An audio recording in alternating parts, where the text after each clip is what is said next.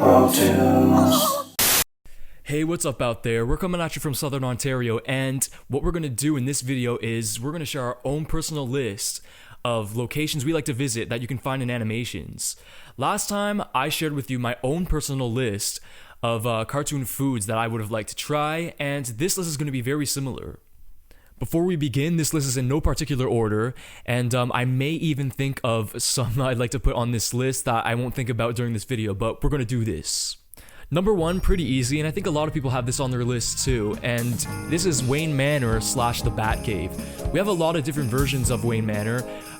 We often get this gothic looking house that is facing a cliff with water at the end on the outskirts of Gotham. I would really like to see how millionaire bachelor Bruce Wayne lives his life and what kind of house he has. I for one have never been in a mansion before, so that would be pretty cool. And of course, I would also like to see how Batman does his detective work and where he trains and all that stuff.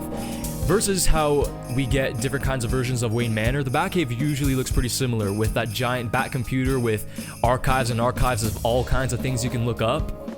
There's a lot of bat poo there, I'm sure. That should keep Alfred pretty busy. Probably doesn't smell too good, does it? I would imagine having such a bad stench around would be harsh on concentrating. But I'm sure he's trained for all kinds of situations, so... Okay, so next on this list is the Rescue Hero base. Actually, I knew this guy growing up. He had the action figure version of all the Rescue Heroes and their base. It was pretty sick. The Rescue Hero base was this base in the mountains where they had all their equipment and their vehicles, you know, their planes, their tractors, all the stuff they need for rescuing.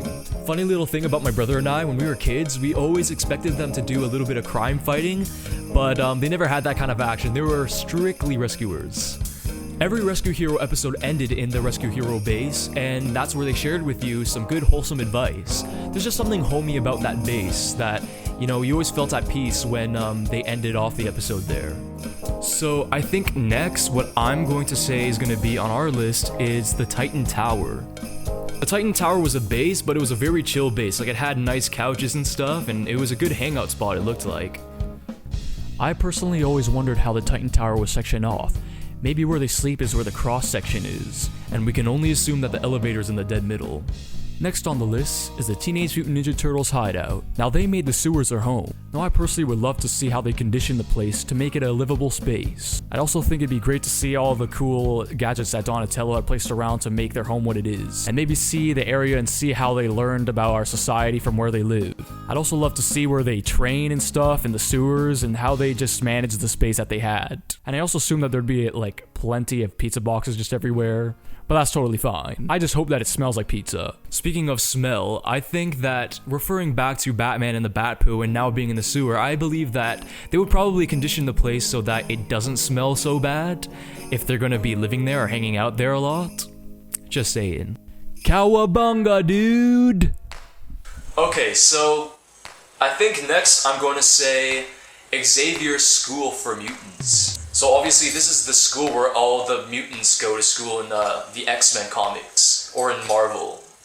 It looks like a really nice school, but the one thing I really want to see is the training room. So when I say training rooms, I don't mean like physical exercise like a gym, but I mean like training rooms where they simulate different scenarios where they have to use their powers and even combat things. It looks like a really cool thing to watch, to see the mutants in training. I personally would not like to be in the room though, because I don't want to get my butt kicked by this hologramic room or whatever. I wonder how much detention Professor Xavier gives. I wonder what that's like even. Maybe giving detention to you in your mind and making you feel bad telepathically. Next on the list is the 16 Mall, from the show 16. This one hits home with me. I absolutely loved that show. I would like to visit all the stores where they had their crazy adventures and try some lemonade from the squeeze. Also interesting, I'm pretty sure the show takes place in Canada, eh? And maybe go for a ride on the Vomit Comet? Maybe not. I've seen some bad things on there. With all the adventures the teens have in the show in that mall, this one is pretty high on my list.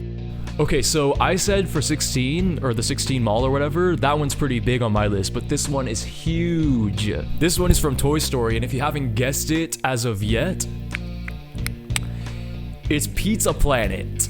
Pizza Planet looks so cool, man. It's like Dave & Buster's or Chuck E. Cheese, or I don't know if you guys have that where you live, but it's like an arcade slash restaurant, but this one looks off the chain. It's got games, it's got pizza, it's got slushies, it's got like all kinds of cool stuff. Anyway, yeah, to finish this off, just Pizza Planet looks so sick. I want to visit there so bad. And actually, I had a little CD-ROM game from like the 90s or whatever that explored Pizza Planet just a little bit. But yeah, so want to visit there. Next on the list is the pizza place and the Weekenders. Now I absolutely love how the theme changes every episode, which is a reoccurring gimmick, and I absolutely love gimmicks. I really love gimmicks in cartoon shows. It makes something really beautiful and magic, and it's something you could always look forward to seeing. Definitely something I always looked forward to seeing when the Weekenders was on. It was just so exciting to see what theme it would be next. Next on our list is Big Rusty from Disney's Recess. I absolutely love that show. I would absolutely love to explore Big Rusty. It's such a big part of Disney's Recess, and all the kids refer it to this epic structure. There's also a funny episode where there's actually like a secret underground lounge for the older kids. Like, what the heck? And King Bob is on the top and you have to get permission to slide down the slide and all that stuff. Just, I love to experience that. I would also like to find out how rusty it really is. CLR. Next on the list is Springfield from The Simpsons. Now, the closest thing we ever got to explore this was Simpsons Hit and Run. Very good video game, check it out. I would really like to see how far everything is from each other. Now, I would assume that in the video game Hit and Run, it's not 100% accurate. Maybe in the artist's mind, maybe he doesn't even know.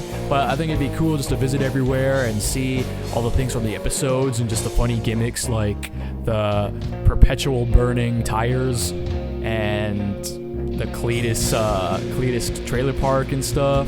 Again, kind of explored in Simpsons Hit and Run, but I'd like to see it in the real Simpsons world and see what's up. Maybe stay away from the power plant because we don't know how safe that is, especially with Homer being the supervisor dude.